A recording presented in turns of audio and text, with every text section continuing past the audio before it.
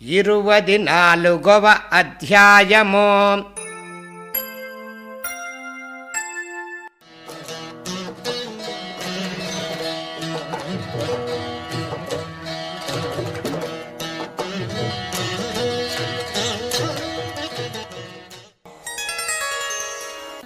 ఓం శ్రీ గణేశాయ నమః. ఓం శ్రీ సరస్వత్యై నమః. ఓం శ్రీ గురుభ్యో నమః. ఓం శ్రీపాద శ్రీవల్లభ శ్రీ నృసింహ సరస్వతి దత్తాత్రేయ గురుభ్యో నమః. సిద్ధయోగి నామధారకునితో ఇంకా ఇలా చెప్తూ ఉన్నాడు. నాయనా నామధారక, శ్రీ నృసింహ సరస్వతి స్వాముల వారు ఒకసారి మఠంలో కూర్చొని ఉండగా కుమసీ గ్రామం నుంచి కొంతమంది భక్తులు వచ్చి స్వామివారిని తమ గ్రామానికి ఆహ్వానించారు. స్వామివారి యొక్క అంగీకారాన్ని తీసుకొని పల్లకీలో కూర్చుండబెట్టి గీతవాద్యములతో మంగళ వాయిద్యములతో మహోత్సవంగా కుమసీ గ్రామానికి తీసుకుని వెళ్ళారు. ఆ రోజు త్రివిక్రమ భారతి నిత్య పూజ చేసుకునేందుకు కూర్చున్నాడు. త్రివిక్రమ భారతి ప్రతిరోజు పూజ చేసుకునేటటువంటి సమయములో, ధ్యానానికి కూర్చున్నటువంటి సమయములో నరసింహస్వామి వారి యొక్క దర్శనం కలుగుతూ ఉండేది. అదేమి చిత్రమో కానీ ఆనాడు పూజకు కూర్చున్నప్పటి నుండి మత్తు ఆవహించి ఉన్నది. ఆ మత్తులో శ్రీ నృసింహ సరస్వతి స్వామి వారి యొక్క దర్శనం అయ్యింది.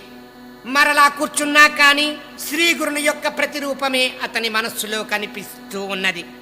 అప్పుడు అతడు పూజను చాలించి గ్రామంలోనికి వచ్చి శ్రీ గురుణ్ణి దర్శించి స్వామి నృసింహ త్రిమూర్తి స్వరూప అని చెప్పి స్తుతించాడు. అంతలో అతనికి అక్కడ ఉన్నటువంటి ప్రాణులు, రాజు, అతని యొక్క పరివారము, కుమసీ గ్రామస్తులు అందరూ కూడా శ్రీ నృసింహ సరస్వతి స్వామి వారి యొక్క రూపాలుగా మారిపోయారు. వెంటనే త్రివిక్రమ భారతి ఆశ్చర్యచకితుడై పీఠంపై ఉన్నటువంటి శ్రీ గురునికి ప్రణామం ఆచరించి, స్వామి వీరందరిలో మీ యొక్క రూపం ఏదో తెలుసుకోలేకపోతున్నాను, మీ నిజ రూపాన్ని దర్శింపచేసి నన్ను ధన్యుణ్ణి చేయండి అని చెప్పేసి వేడుకున్నాడు. అప్పుడు అక్కడ ఉన్న సమస్త ప్రాణులు యథార్థ రూపాలలో కనిపించారు. త్రివిక్రమ భారతి ఆశ్చర్యచకితుడై నమస్కరిస్తూ ఉండగా శ్రీగురుడు ఈ విధంగా అడిగారు. నాయనా, నన్ను నీవు విమర్శించావు కదా, డాంభికుల యొక్క లక్షణాలేమిటో నీ నుండి తెలుసుకోవాలని చెప్పి వచ్చాను అని చెప్పేసి అన్నారు. అప్పుడు త్రివిక్రమ భారతి, స్వామి శ్రీగురు సచ్చిదానంద స్వరూప, మీ మహిమ అపారమని నాకు తెలిసింది, నన్ను ఉద్ధరించండి అని చెప్పి వేడుకున్నాడు.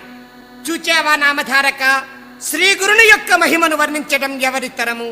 ఎవరైతే అట్టి మహాత్ముణ్ణి సామాన్య మానవుడిగా భావిస్తారో అట్టివారు 7 జన్మల నరకాన్ని అనుభవిస్తారు. గురువే బ్రహ్మ, విష్ణువు, శివుడని వేదములు సహితము ఘోషిస్తూ ఉన్నాయి. కాబట్టి నాయనా, నీవు కూడా గురు పాదముల యందు విశ్వాసముంచి సుఖంగా ఉండు. ఈ గురులీల అను చలివేంద్రమును భగవంతుడు మనకు ప్రసాదించాడు.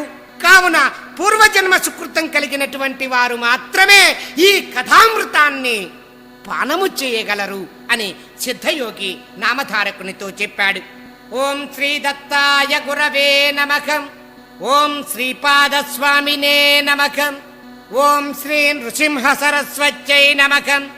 ఓం శ్రీపాద శ్రీవల్లభ శ్రీ నృసింహ సరస్వతి దత్తాత్రేయ గురుభ్యో నమః.